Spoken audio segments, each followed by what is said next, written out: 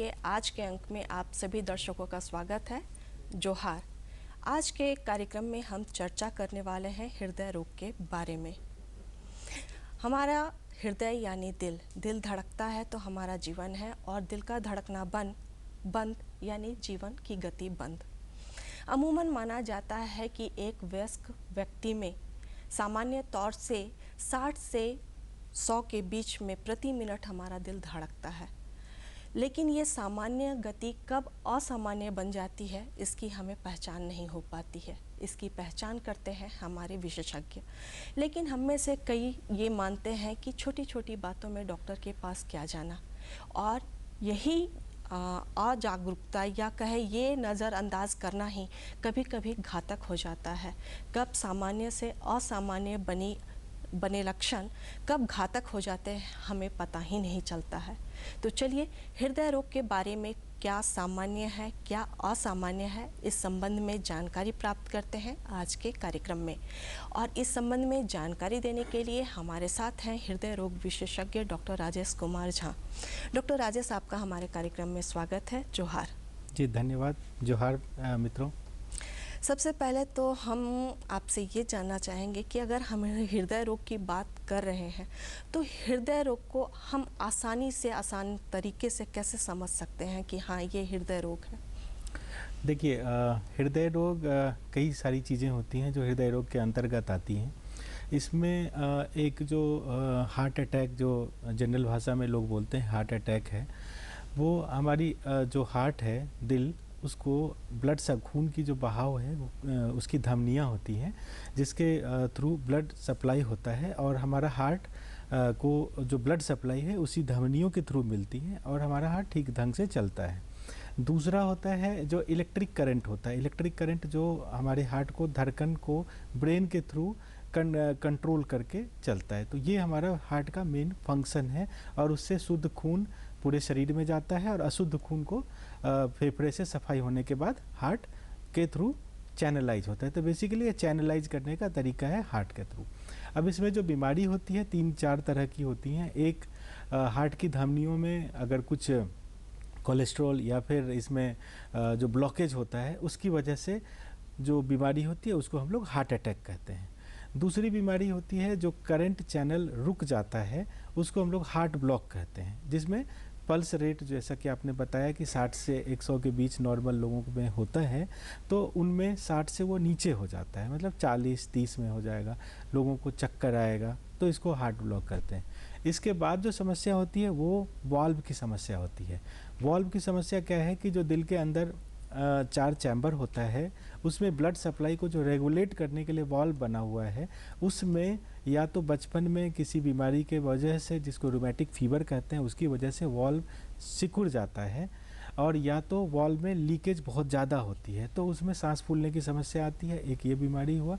कई बार उम्र बढ़ने के बाद कुछ वाल्व ऐसे होते हैं जो सिकुड़ जाता है एज की वजह से, तो उसमें भी सांस फूलता है। तो और ये 3 तरह की बीमारियां हुई। एक और बीमारी होता है जो आमतौर पे डायबिटिक पेशेंट या फिर किडनी वाले पेशेंट में मिलता है। उसमें हार्ट की जो मांसपेशी होती है वो फैल जाती है, जिसको हम लोग बोलते हैं दिल बड़ा हो गया। तो उसमें भी सांस फूलने की समस्या होती है, और इसमें जनरली इस बीमारी को हम लोग बोलते हैं हार्ट फेलियर, मतलब हार्ट अच्छे से काम नहीं कर रहा है। तो यही 4-5 तरह की जो बीमारी हैं वो हार्ट से संबंधित हैं। जी, हार्ट से संबंधित कई तरह की बीमारियों का जिक्र अभी आपने किया, तो एक एक करके हम इन बीमारियों के बारे में जान लेंगे कि ये बीमारी किस तरह से होती है, इसके लक्षण कौन कौन से है नज़र आते हैं, इनका इलाज क्या है। कई बार हम सुनते हैं कि ईसीजी करवाया गया, या ईसीजी के बाद स्टंट लगाना पड़ा, या उनका कोलेस्ट्रॉल बढ़ गया। बहुत तरह के जो शब्द हैं उनका प्रयोग हम हार्ट की बीमारी से संबंधित करते हैं, लेकिन अगर उन बीमारियों का अगर और उन लक्षणों का अगर हमें पता नहीं चलेगा तो फिर ये मुश्किल हो जाता है अंतर करना कि हाँ किस चीज़ का असर हम पे कितना हो रहा है। तो एक एक करके अगर हम जो टर्म यूज़ किए जाते हैं, जो पद यूज़ किए जाते हैं, उसके बारे में जान ले तो ज़्यादा आसानी रहेगा। तो इको, ईसीजी, ये सब क्या है, इसके बारे में हमारे दर्शकों को बताइए। बेसिकली सबसे पहले हम लोग जो 4-5 तरह की जो हार्ट की बीमारी होती है, दिल की बीमारी, उसके बारे जी। में जानें। तो एक हार्ट अटैक होता है। हार्ट अटैक से पहले कई बार नस में ब्लॉकेज की समस्या होती है। तो इसको लोग कैसे पहचानेंगे? तो अचानक से अगर किसी को छाती में बहुत तेज़ दर्द हो रहा हो और वो दर्द पानी पीने से या फिर थोड़ा करवट बदलने से नहीं ठीक हो, 10 से 15 मिनट से ज़्यादा का दर्द हो, बहुत तेज़ दर्द होता है छाती में जैसा आपने कभी फ़ील नहीं किया हो, ये दर्द अगर सांस लेने और छोड़ने से अगर उसमें कोई बदलाव नहीं आता है, तो आमतौर पर हम लोग मानते हैं कि ये दर्द हार्ट का अटैक की वजह से, मतलब कि नस में ब्लॉकेज हुआ है। इसके साथ साथ, दर्द के साथ साथ अगर अचानक से आपको सांस फूलने की समस्या आती है, पसीना आता है, तो ये एक हार्ट की बीमारी ही होती है, हार्ट अटैक।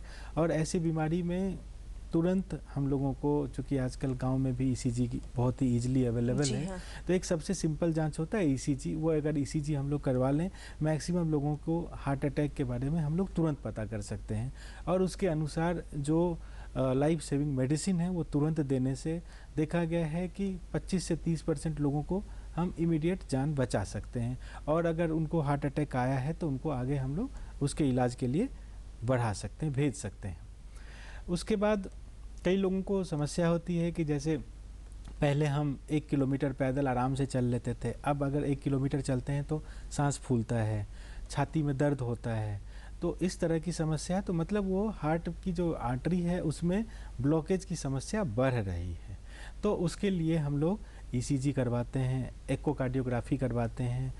ट्रेडमिल टेस्ट एक मशीन होता है जिस पे हम लोग मशीन पे चलकर ईसीजी को लगातार मॉनिटर करते हैं 7-8 मिनट तक, तो वो टीएमटी करवाते हैं।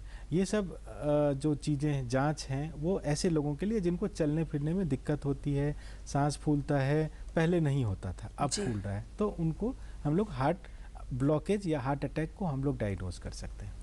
दूसरी बीमारी हुई कि हार्ट ब्लॉक, मतलब कि कंप्लीट हार्ट ब्लॉक होता है, या फिर तो वैसे लोग कैसे प्रेजेंट करेंगे? वो आएंगे कि मुझे चक्कर आता है। जी। चक्कर मतलब वो कुछ कर रहे हैं, अचानक से गिर गए, अचानक से बार बार गिर रहे हैं, चक्कर आ रहा है, माथा में सर घूम रहा है। तो इस तरह से अगर आपको कंप्लेन है, दिक्कत हो रही है, तो इसमें हार्ट की गति जांच आप किसी भी फिजिशियन डॉक्टर से चेक करवाएंगे, ब्लड प्रेशर और पल्स रेट। तो उसमें अगर वो बताते हैं कि आपकी दिल की गति कम है, तो उसमें भी तुरंत ईसीजी करवाकर हम उस बीमारी को पकड़ सकते हैं। उसके बाद आता है एकोकार्डियोग्राफी करने जी का। हाँ। एकोकार्डियोग्राफी में बेसिकली हम लोग हार्ट का जो अंदर में वॉल्व है और हार्ट की जो मांसपेशी है उसका फंक्शन, इसको हम लोग अच्छे से पता करते हैं। तो जी। उससे हम लोग रूल आउट कर सकते हैं कि किसी को अगर वॉल्व की बीमारी है तो वॉल्व की बीमारी पता चल जाएगी। अगर किसी को हार्ट की मांसपेशी कमज़ोर हो गई है, तो जिसको हम लोग हार्ट फेलियर बोलते हैं, तो हार्ट फेलियर की बीमारी का पता चलेगा। अगर किसी को हार्ट अटैक की वजह से हार्ट में कमजोरी हुआ है, तो वो भी एकोकार्डियोग्राफी से हम लोग पता कर सकते हैं। तो ये 2 तरह की बीमारी, 3 तरह की बीमारी हम लोग एकोकार्डियोग्राफी ईसीजी से पता कर सकते हैं आराम से। और उसके साथ अगर कोई कंप्लेन है, जो मैंने बताया है उसके साथ हैं, तो आपकी बीमारी पता कर सकते हैं। और अगर बीमारी कोई एडवांस स्टेज से पहले जी। हम पकड़ लें, तो बहुत हद तक हम हार्ट की मांसपेशी को बचा सकते हैं।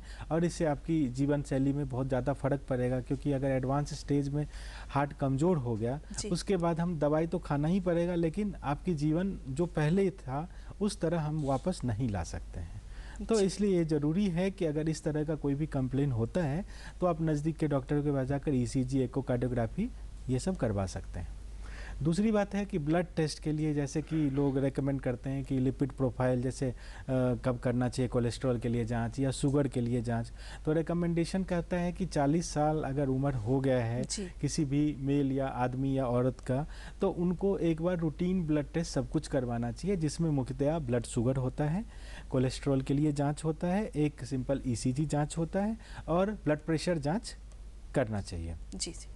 अगर ये सब कुछ नॉर्मल है, तो हर 2 साल से 4 साल के इंटरवल पर मतलब 2 से 4 साल के बीच में आप हर बार आप बीच में जांच करवाते रहिए, ताकि ये बीच में हम बीमारी लेट से पकड़ में आए, उससे पहले हम उसको पकड़ लें। क्योंकि हमेशा ये बोला जाता है कि बीमारी डेवलप होने से पहले अगर हम उसकी जड़ से पकड़ लें तो उसका इलाज संभव है, और जो उससे नुकसान होना है वो नहीं हो पाएगा।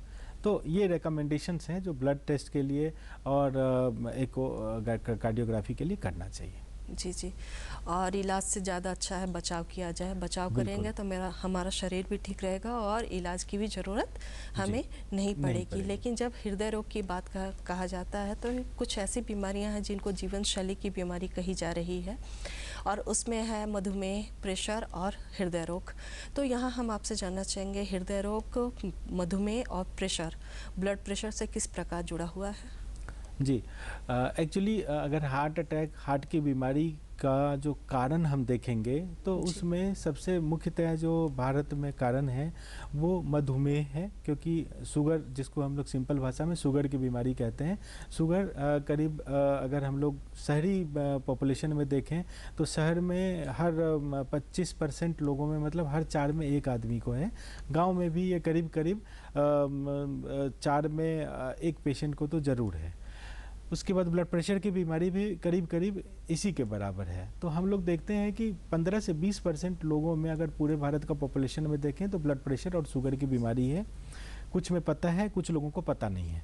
तो इसके लिए कम्युनिटी में जो भी हम लोग सर्विस करते हैं, जाकर कैंप करते हैं, तो उसके द्वारा हम लोग बहुत सारे पेशेंट को डायग्नोज करते हैं जिनको पता नहीं होता है कि ब्लड प्रेशर है, शुगर की बीमारी है, और वैसे लोगों को समय पर ट्रीटमेंट करते हैं। तो शुगर की बीमारी, ब्लड प्रेशर की बीमारी, ये मुख्य कारण है जिसकी वजह से कोलेस्ट्रॉल बढ़ता है, कोलेस्ट्रॉल का जमा होना हमारी हार्ट की नसों में, और जिसकी वजह से हार्ट में की आर्टरी नस जो होती है उसमें ब्लॉकेज होना, और उसी ब्लॉकेज की वजह से या तो हार्ट अटैक आएगा, या तो हार्ट अटैक को आने से पहले हम लोग पकड़ते हैं कि इनको चलने में सांस फूलता है। तो ये बीमारी बेसिकली इसी की वजह से है और इनका बहुत ही कोरिलेशन है। फिर जो शुगर है और शुगर की बीमारी, ब्लड प्रेशर की बीमारी, इसकी वजह से किडनी भी खराब होता है। तो किडनी की भी बीमारी, ये चारों बीमारियां एक दूसरे से जुड़े हुए हैं, और ये सारी बीमारी जीवन शैली की बीमारी है बेसिकली। अभी हमने देखा है कि दिल की बीमारी या फिर शुगर पहले लोगों में थोड़ा ओल्ड एज में होता था। अभी हम देखते हैं कि हार्ट की बीमारी 50 साल से कम लोगों में बहुत ही ज़्यादा हो गया है। स्पेशली पूरे वर्ल्ड में देखें तो भारत में कम उम्र, मतलब यंग हार्ट अटैक जिसको बोलते हैं, मतलब कम उम्र के लोगों में जो हार्ट अटैक होता है वो सबसे ज़्यादा भारत में होता है। और इसका जो मेनली कारण है, जैसा कि मैंने दिल्ली सफदरजंग अस्पताल में मैंने जब अपनी पढ़ाई कर रहा था उस समय मैंने स्टडी किया था, तो उसमें हमने पाया कि 45 साल से कम उम्र के जितने लोग थे उनमें मुख्यतया जो कारण था वो एक सिगरेट स्मोकिंग था, जो कि एक बहुत ही डेंजरस चीज़ है। तो सिगरेट पीने की आदत या बीड़ी पीने की आदत, और दूसरा जो था वो स्ट्रेस लेवल था, क्योंकि अभी शहरी लोगों में लोग काम बहुत ज़्यादा करते हैं, उसकी वजह से नींद बहुत कम लेते हैं। और रिकमेंडेशन है कि कम से कम 7 से 8 घंटे की अच्छी नींद हर आदमी को लेना चाहिए। पहले हम लोग देखते थे गांव में या शहर में भी सब लोग आराम से सोते थे, अब गांव में भी लोग बहुत कम सोते हैं। तो कम नींद की वजह से जो स्ट्रेस लेवल बढ़ता है, उसकी वजह से बहुत सारे यंग लोगों में हार्ट अटैक आता है। तो ये जो 3-4 चीज़ें हैं, शुगर, ब्लड प्रेशर, ये सब बहुत ही हानिकारक है हमारे हार्ट के लिए। तो इसको सबसे इम्पॉर्टेंट है कि इसको होने नहीं दें। होने नहीं देने के लिए हम लोगों को जीवन शैली में बदलाव करना है। जीवन शैली में बदलाव कैसे करेंगे? तो सबसे पहला कारण होता है कि हम लोग चलते फिरते नहीं हैं, तो फिजिकल इनएक्टिविटी, फिजिकल एक्सरसाइज। तो इवन हम लोग गांव में भी देखते हैं कि लोग अब चलना फिरना कम हो गया, क्योंकि इतनी सारी सुविधाएं हो गई हैं कि हम पैदल चलते नहीं हैं। तो प्रतिदिन WHO रिकमेंडेशन कहता है कि हम लोगों को चलने और दौड़ने के बीच का जो होता है, मतलब कि आधा दौड़ना और आधा चलना हुआ, बहुत तेज़ी से चलना जिसको बोलते हैं, वो आधा घंटा से 45 मिनट प्रतिदिन करना है हर आदमी को। मतलब 150 मिनट एक हफ्ता में, इसको किसी भी तरीके से हम बांट लें और उसको ज़रूर करें। उसके बाद जो दूसरा, जो सबसे इम्पॉर्टेंट चीज़ है जो हम लोग चेंज कर सकते हैं, वो खाने का स्टाइल। होता क्या है कि ब्लड प्रेशर के लिए बोला जाता है कि पोटेशियम जो ज़्यादा रहे खाना में, उसमें ब्लड प्रेशर कम होता है, और सोडियम कम रहे तो उसमें ब्लड प्रेशर कम होता है। तो आमतौर पे हम लोगों का जो रिकमेंडेशन है, 1 चम्मच नमक एक आदमी को प्रतिदिन लेना चाहिए, जिसमें 5 ग्राम जो नमक होता है या 2.4 ग्राम सोडियम होता है। तो हम लोगों को नमक कम सेवन करना है। पोटेशियम से में ज़्यादा जो फ्रूट, वेजिटेबल, ये सब का जो हम लोग डेली सेवन करते हैं वो ज़्यादा करना चाहिए। WHO कहता है कि प्रतिदिन 5 सब्जी और फल हर आदमी को खाना चाहिए। इसलिए आपने देखा होगा कि पहले के जो घर जो भी होता था घर, जी उसमें हाँ, अगल बगल में लोग सब्जी और फल छोटा मोटा कुछ लगा लगाते थे, और देते थे। कारण यही जी था हाँ, कि 5 हम लोगों को खाना है। तो इंडिया में ट्रेडिशनली हम लोगों का जो भी जिस भी रीजन से बिलोंग करते हैं, क्योंकि हर जगह का अलग अलग ट्रेडिशनल फूड आइटम है, जी तो जी ट्रेडिशनल खाना अगर हम खाएं तो उससे बहुत हद तक हम लोग जीवन शैली को चेंज कर सकते हैं, मोटापा को भगा सकते हैं। एक और बहुत इंपॉर्टेंट चीज़ है कि जंक फूड, जो कि जी, आजकल गांव में भी हम लोग चाउमीन या फिर डब्बे मैगी, वाला जो पैकेट फूड जी है हाँ, वो मिलता है। पैकेट फूड जितना भी है उसमें सोडियम बहुत ज़्यादा होता है और वो बहुत ही नुकसानदायक है। और कहा जाता है कि 14-15 साल की उम्र से ही अगर हम चॉकलेट और ये सब ज़्यादा खाते हैं तो हार्ट की नसों में ब्लॉकेज शुरू हो जाता है। तो इसलिए ये बहुत ज़रूरी करना चाहिए। हम 100% तो नहीं बंद कर सकते हैं, लेकिन कोशिश करनी चाहिए कि इसको कम कम से करते। कम मात्रा में सेवन करें, ताकि हमारा जीवन शैली बदला रहे, मोटापा कम हो, क्योंकि मोटापा भी बहुत बड़ी बीमारी है। तो हम लोग इस तरह से जीवन शैली में बदलाव करके इन सब ब्लड प्रेशर, शुगर को रोक सकते हैं, और इसको रोकेंगे तो डेफिनेटली हमारी हार्ट की जो बीमारी है उसको भी हम लोग कम कर सकते हैं। जी, आपने बहुत अच्छे तरीके से बताया कि हार्ट की बीमारी जो है वो कैसे बढ़ रही है और कैसे हम इसको कंट्रोल भी कर सकते हैं जीवन शैली बदल के, अपनी खान पान को बदल कर।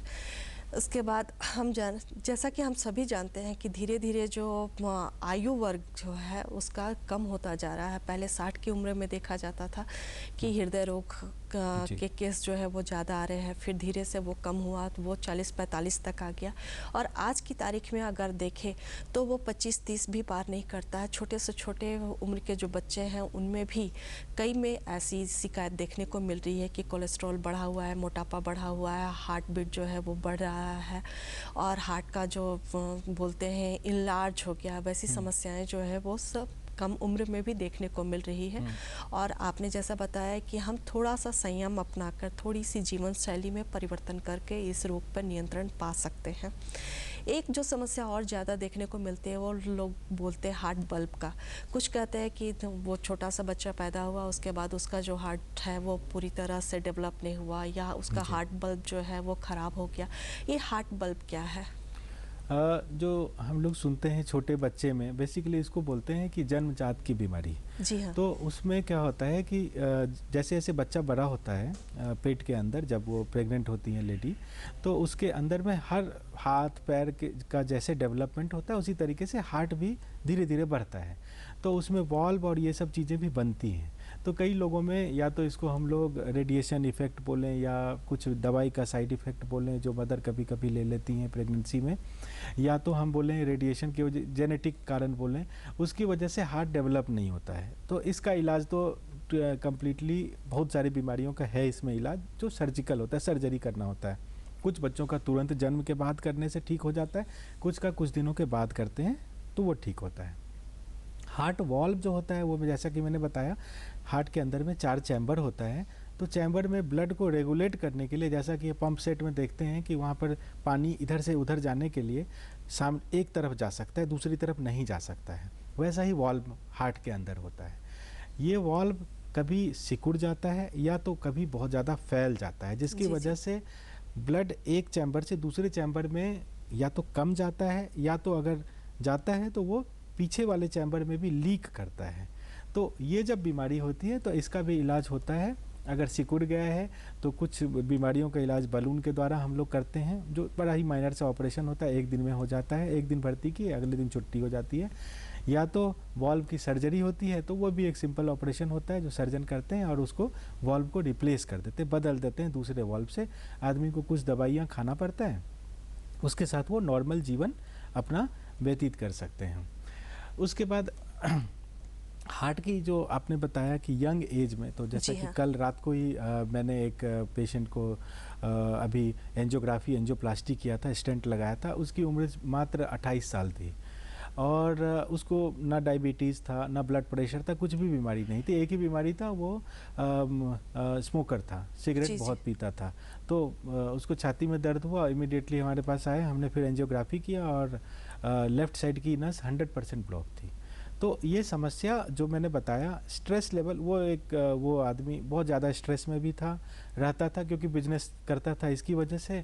दूसरा स्मोकिंग करता था, जंक फूड भी लेता था क्योंकि घूमने वाला काम था। जी तो हाँ, ये सब जो चीज़ें हैं ना, जिसकी वजह से हम खाना खाते हैं बाज़ार से खाते हैं ज़्यादा, लाइफस्टाइल हमारा एबनॉर्मल होता है, नींद कम लेते हैं, स्मोकिंग करते हैं, तो ऐसे लोगों में हार्ट अटैक की समस्या यंग लोगों में बढ़ रहा है। एक और बहुत बड़ी चीज़ है जो मैं शेयर करना चाहूँगा कि पहले हम बोलते थे कि हार्ट अटैक की बीमारी औरतों में कम होती है, जी हाँ, और पुरुषों में ज़्यादा होता था।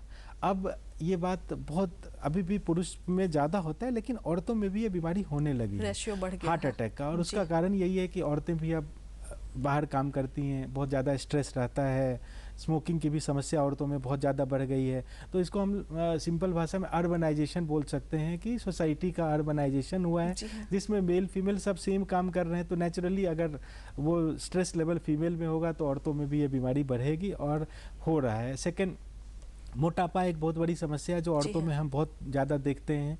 और घर की औरतें एक्सरसाइज नहीं करती हैं। पहले घर में सफाई औरतें खुद करती थी, तो उससे क्या होता था, एक्सरसाइज होता था, एक तरह का एक्सरसाइज था। अब हम ना चलते हैं ना एक्सरसाइज करते हैं, तो मोटापा बढ़ने की वजह से शुगर बढ़ता है, इसकी वजह से भी हार्ट की बीमारी बढ़ गई है। जी हाँ, बार बार हम हार्ट की बीमारी की बात कर रहे हैं और हार्ट अटैक की बात कर रहे हैं, लेकिन हम जानना चाहेंगे, कई बार होता है कि आदमी को सांस फूल रहा है या सीने में दर्द हो रही है, तो ये गैस चढ़ गया होगा, गैस का दवा खाने लगते हैं और फिर बाद में पता चलता है कि पहला अटैक हो गया, दूसरा अटैक हो गया, तीसरा अटैक हो गया। तो यहाँ पर हम आपसे जानना चाहेंगे कि हार्ट अटैक आए तो उसके क्या लक्षण तुरंत जी। में नज़र आते हैं। साथ ही ये भी जानना चाहेंगे कि कई लोगों का मानना होता है कि पहला अटैक है ज़्यादा सीरियस है, दूसरा अटैक कोई बात नहीं है, तीसरा अटैक बहुत मेजर होता है। तो ये क्या पहला दूसरा तीसरा नंबर का भी एक चक्कर है?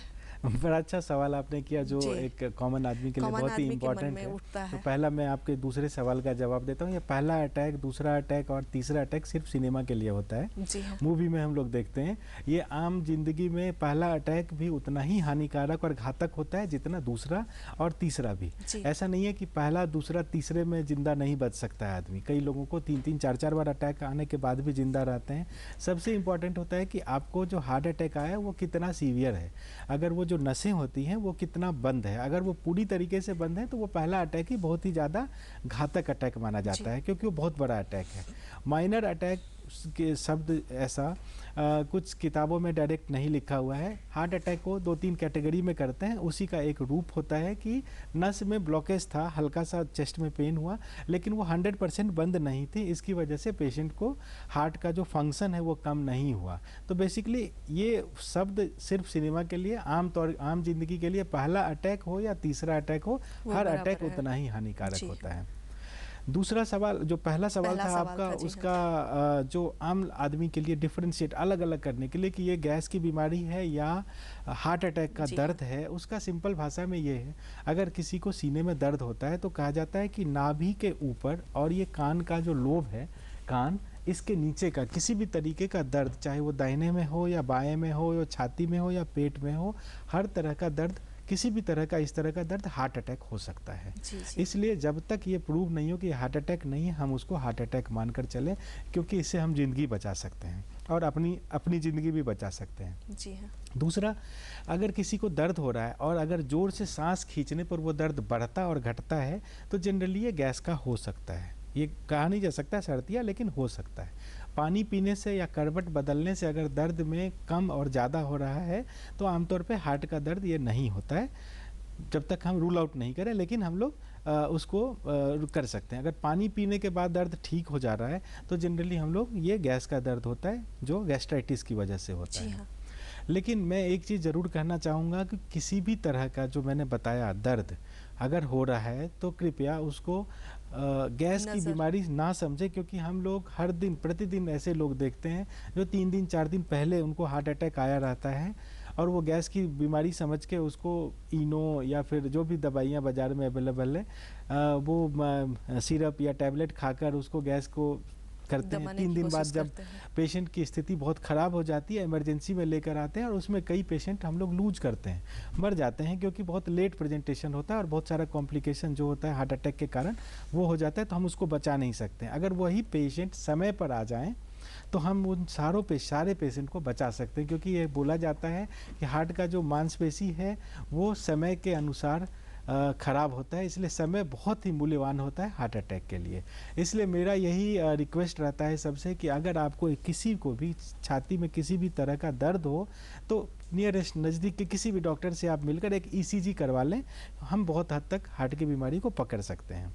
दूसरा, अचानक से होने वाला अगर सांस फूलना है, जब आप आज तक ठीक थे और अचानक से आपको सांस फूलने लगा, पसीना आ रहा है, तो इसको हम लोग हार्ट अटैक मानेंगे और इसको तुरंत हम लोगों को किसी ना किसी डॉक्टर से ज़रूर मिलना चाहिए और इसको सिंपल बीमारी समझकर इग्नोर नहीं करना चाहिए, क्योंकि इग्नोर करना बहुत ही नुकसानदायक रहेगा और जीवन बहुमूल्य है। जी बोलिए। चलते चलते हम आपसे जानना चाहेंगे कि कोरोना के बाद जो लोग हृदय रोगी घर आए हैं उनको किस तरह का एहतियात बरतना चाहिए?